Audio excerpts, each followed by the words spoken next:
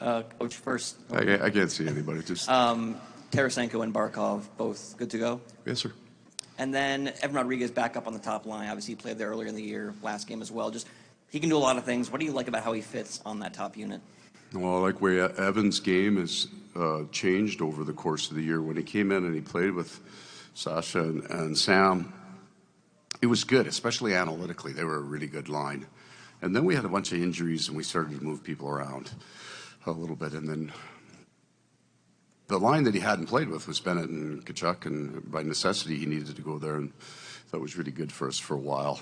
But eventually, the idea would be, I like him in one of two places as much or better than with the Bennett and Tkachuk line. I also like Matthew back on the right. So I think I had that in my head, that I would really look at that coming into Game 3, even if I didn't adjust it then. I just thought in Game 2, we were kind of right there. We weren't far off kind of that offensive game, so I made the flip, and 9 out of those 10 never work. And every once in a while they work, and you run around and tell everybody about them. Third row right, Sean. Aaron Ekblad said of your team's ability to seemingly get stronger as series goes on. He said all the credit goes to you and your coaching staff, all the stuff that you bring them. I'm interested in your take on this team, or your description of them in their ability to take all that information that your coaching staff brings to them and apply it under such duress and circumstances. Well, it was very nice of Aaron to say that. I didn't think he was listening. I don't know the answer to that, because we work really, really hard at making things as simply as possible, and that as simple as possible. And it's not because your players can't process it at all. What's that quote? And I'm going to butcher it again. You don't understand something unless you can explain it simply, which ruins this answer.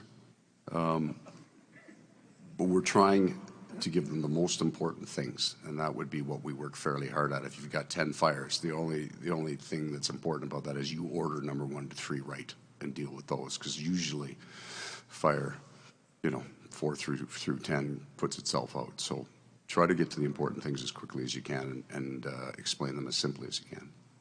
Right side front row, Ryan. Hey, Paul. Their power play is obviously going to make adjustments. It always happens. Is there any way to try and stay ahead of whatever adjustments might be made? Do you look back at past dry spells and things they've tried, and how deep is the dive in trying to stay ahead of this particular chess game? I think both power plays probably feel the exact same way about each other. Like ours are pretty good. Ours is pretty good too. So we're trying to find that. How do we get this thing sped up? How do we create a little bit more? But at no point are we going, okay, we've always done this and we've been really good at it, but now we're going to do this way over here. There's not as many adjustments as I think, I believe, in hockey or maybe pro sports, but as in true adjustments where you take something that you've done and now we're going to do something different. There's far more time is spent on a return to form. When we're good, we look like this. These are the reasons that we don't look like this. Both teams' penalty kills are almost, there's different routes in one area, but other than that, the philosophy and attitude, I think they're identical. It would be exactly what we experienced in New York, right? Same kind of hyper-aggressive penalty kill, lots of defensemen with long sticks, good skaters. So we're trying to do the same thing. We're just trying to maybe think of it more of a return to form, get back to what you're really good at, and put all your money on that. That same row, Stephen. Paul, obviously, we know Sasha Barkov and kind of what he means to you guys as a team, but how much more value does having him mean on the road when you don't control last change, and kind of how it makes your lineup fit having him in there for matchups? Well, maybe it just kind of switches a little bit. So at home, a lot of nights he's going to play against the McDavids of the world. Now, you can't say that. Other really good players, because there aren't any other McDavids of the world. He'll get matched. But then you get on the road, and maybe we look at Sasha Barkov a little differently. You look at the offensive side of his game. So if you're not going head-to-head, and there's a very small number of teams, in my opinion, that have a true shutdown line where you're getting Jordan Staal all night long, right? Or you're getting Adam Lowry all night long. So, yes, there's the give and take. We would lose the sulkiness against possibly the other teams, but we're also then going to get a guy that's point a game plus guy, and the guy in his wing scored 57. So there's the give and take for both teams. Third row on the right, Jason. Paul, Gustav Forsling, most teams when they win, you need a number one defenseman. And I don't know if he fits into that ideal from it. What have you seen in your 2 years here that puts him in that category as a defender? So I can't qualify this better, but I believe this. In his style of defense, he's the best defenseman in the world. What have I seen? I mean, he did come out of. If you track his path, and I can't. I mean, I know where he was in Chicago because we didn't get him. We wanted him, and we didn't get him. And I don't know what happened. All I know is that I think he's a perfect example of a late bloomer, but not because he was underperforming, underworking, or he hadn't found his game yet. I don't think he was, to play his game, he's an exceptionally fit man, right? And it's Forsling on our fitness board, right, year over year. It took his body a while to get to the mass, to critical mass, where now he's so powerful in that stride, and he can get it. It just took his body a while. He was truly a late bloomer. He would be, but there's a way better story in that. He just wasn't sitting around eating Doritos and woke up one day and looks like that. The hours that, you look like me, the hours that he put into it, and that idea of the great character people put in all the effort even without knowing it's going to work, right? The arduous pursuit of excellence without the guarantee of reward. That's Gustav Forsling. In that same row, Mark. If I lean closer to this, will I hear you? Is that how this works? How about that? There you go. Talking sleep doctors here. You got one team that's played a couple series in the Pacific, one against Dallas in the Central. Now they're going east.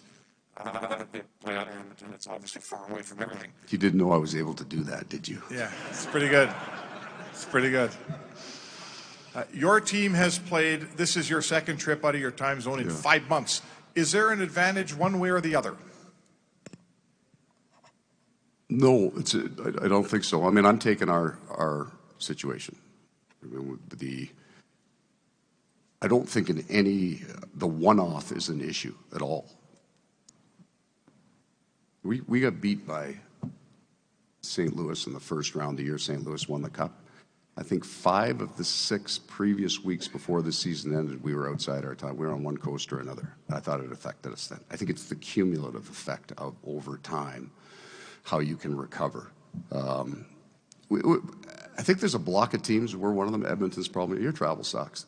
It's just not good. Like we've got, think of all of the teams in our division that it's 3+ hour flight. We do that all year long. So there's a built-in resilience that comes to just the experience of it.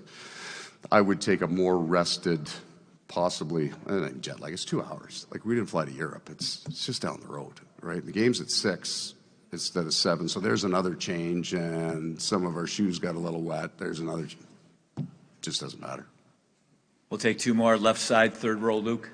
Paul, when one team's up 2-0, it's just human nature that the other one's going to be the more desperate team. Is there anything you've learned in coaching to match that desperation? Any tricks or tips you can give your guys a try? And no tricks, no tips, but there's an energy source in both rooms. And when after a loss, the team that loses, you can almost guarantee that energy source, right? The focus, it's human nature. So we're in the final, everybody's really focused. But then where does that extra push come from, right? It's been 6 weeks, where do you get that extra jump? In this series, as we get closer to the game 7, there's also the desire, right? You can feel it. It's getting closer to you. So all of this is about managing it. There's a great band, a great frequency in there for both teams to operate in, and they can use it. Cross that line, you want something too bad, you become too desperate, you're not a good hockey team anymore. So it's just about managing. We both maybe have slightly different fuel sources, and I think that's more true maybe in the first 3 rounds. I think we're both grinding, ready to play 7 games. Like everybody comes to the rink grinding. Last one in that same row, Pierre. Paul, can you walk us through, as an organization, the decision to, you know, I know we're making a bigger deal of it, but to Oh, fly, you are. to fly a day later. I mean, is it Yeah. you and Bill? No. Is No. it? Well, we get to decide. Bill has to write the check for the flight. We pay a bunch of really smart people to have better answers than we do, right? At no point when a guy gets a cold do they come to see me how they should fix it. So we got a whole bunch of people. This is the way we do it. We have reasons for it. It's reasoned, and I'm 100% good with it. Like, to put this in perspective, our day got pushed 2 hours. Right, so we spent an hour at our rink, a little longer. We got an unbelievable rink. The busiest time in the NHL is when you leave for a road game. From the time the guy gets off the ice till you get to the airport. So, and it's kind of hectic. The trains are pulling bags. There's guys flying all over the place. So that disappeared. We sat there. Our chef is unbelievable. The coaches put on 7 pounds yesterday. That's the only ramification. We ate 12 meals, right? They got on the plane. We spent an extra hour and a half on the tarmac, whatever it was. They played cards. They laughed. Every time one of the trainers walked in and he was soaked from head to toe, he got a standing ovation. And then the flight was the same line. So we get here at whatever, 8 o'clock instead of 6 o'clock or whatever it was. So I'm joking around with that, but there's some people struggling right now in Florida. It was flooding, so it's a serious thing that happened there. But our day was not serious.